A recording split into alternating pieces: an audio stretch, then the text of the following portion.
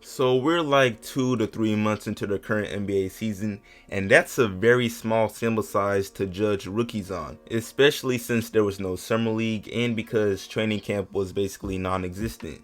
But ironically enough, all those factors are what make the play of Lamelo Ball and some of the rookies even more impressive. And I have to make a vid on this because there's so many examples where the media, including professionals like ESPN and amateurs like us YouTube channels, make content highlighting NBA bust or when players fall short of their hype. But there's not enough examples of the complete opposite where players overachieve. And speaking of this, the recent draft class that many called weak before the season is overachieving in a big way, and Lamelo Ball specifically is answering a lot of questions about his game by going crazy in Charlotte. So yeah, today we're going to talk about all of this, but before I go any further, what's up YouTube, Plug Speaks, back with a vid. If you are new, first of all, welcome, go ahead and subscribe. Also like the video if you enjoy. I drop bangers 3 to 4 times a week, and we are grinding for 5K, so I'd for sure appreciate it. But back to the vid though. So I'm gonna talk about a couple rookies in this video, and it's only right that I start out with Lamelo Ball. And we all know the background on how he grew his hype. Whether you first heard of him at Chino Hills, Spire Academy, the JBL, overseas, it doesn't matter. Point is, the hype has followed him for years now, and I'm sure everyone's expectation was for Lamelo to come out and play like a Rookie of the Year candidate, even if he didn't win it, which is pretty reasonable for the 3rd pick.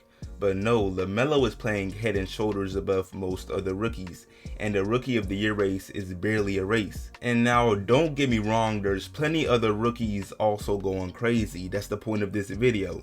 However, none of them are messing with Lamelo, it's that simple. Because in this man's first 11 games as a starter, he's putting up nearly 20 points, 6 rebounds, and 6 assists on 44% from the field and 41% from 3. I mean, those are all-star level numbers, not even boosting. Maybe even an all-star starter depending on the situation. Imagine if the Hornets were the 1st seed or maybe even the 2nd seed in the East. Call me crazy, but I really wouldn't be surprised if they gave a starting role to Lamelo. But beyond his numbers, Lamelo's effect as a rookie has been nothing but a fat W, because watching Hornets games has not looked this good or been this fun since 2016. And trust me, I would know. If you can't tell by my channel's banner, I stay in North Carolina and try to root for the Hornets. It's not easy, but yeah, whether it's the passes, the fearless threes, or his finishes around the rim, Lamelo has just been successful and is rubbing off on his teammates. I mean, the amount of lobs between Miles Bridges and Lamelo has been endless, and those two alone make the Hornets more entertaining than most teams in the NBA. Simple. And I'm about to move on to another player, but one last thing with Lamelo must be brought up, and that's his confidence. This man really does not care about the outside noise, and you can tell by the riskiness to which he plays. And some people like to say confidence is the only difference between Lamelo and Lonzo, and that could be true, but in my opinion, the reality is that Lamelo is just the better player, and that's just how things are sometimes. I mean, it's really that simple. But on to another rookie. Anthony Edwards had a lot of doubters before and after being the #1 pick. I mean, there were some people doubting him just because he partially shared a name with Anthony Bennett. And I'm happy to say, just like Lamelo, he's proved a lot of people wrong. I mean, I hope we've all seen his brutal poster dunk on the Raptors, come on. And as I put his stats on the screen, let me go ahead and say, his numbers won't tell the full story, but he's shown flashes of the ability to score with the best in the league already. And probably the best sign he's shown all season was his missed game winner versus the Pacers, because even though it barely missed, that shot alone shows the crazy confidence that he plays with night in and night out. And now of course he could still improve a ton, but it's been 30 games, come on. But on to another rookie. Tyrese Haliburton on the Sacramento Kings is the runner-up to Lamelo for Rookie of the Year if the season were to end today. And you could make the case that he was a steal even though he went early, but should have been higher than the 12th pick.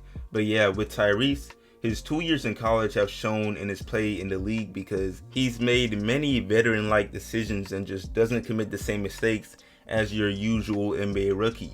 And then on top of this, his production each game is very solid, especially his efficiency. As y'all can see, he shoots the ball very well for the amount of points he puts up in each game. This man has a 40+ 3-point percentage on 5 threes a game, which is a very impressive stat because although the NBA's three-point shooting average has been improving in recent history, players are not supposed to shoot this well in their first season. And I know it's been very early, but off what we've seen, I would not be surprised if Tyrese ends up being a top 5 player to come out the draft when things are all said and done. But on to the next rookie. Immanuel Quickley on the Knicks is already looking like a big steal from the draft. And I guess it should be no surprise that a Kentucky player is doing good at the next level, but he's playing pretty well early into the season for a guy who was taken as the 25th pick. Right now he's averaging 12 points, 2 rebounds and 2 assists on 40% from the field and 37% from 3.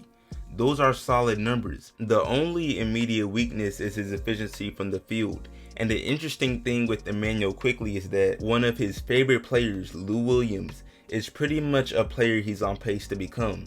And that's not to say Lou Williams is his ceiling, but even if that ends up being his ceiling, that's far from a bad career.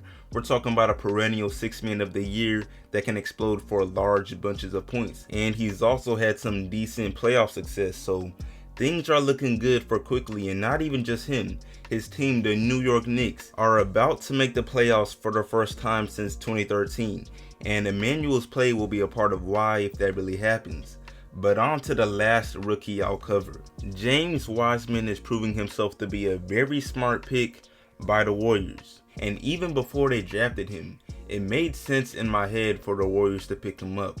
They were lacking in the area of bigs, and a center with star potential is everything they could have asked for with James Wiseman, because right from his NBA debut where the Warriors were embarrassed by the Nets, he showed he belonged in the league by dropping 19 and 6 rebounds on 7 of 13 shooting. And ever since then he's had both ups and downs, but he's shown enough good to create some new fans and believers in his game. And then the fact that he is teammates with Steph and is learning behind him and Draymond might be the best scenario he could have asked for.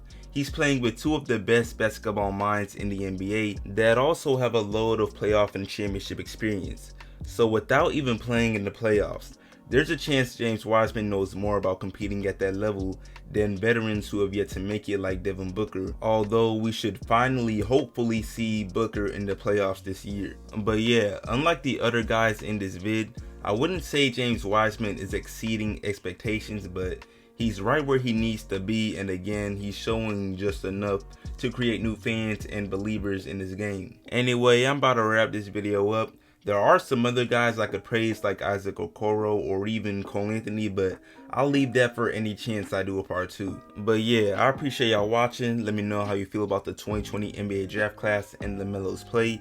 Did you think it would be weak? Why or why not? But yeah, like this up, share it, sub if new, all of that, and I'm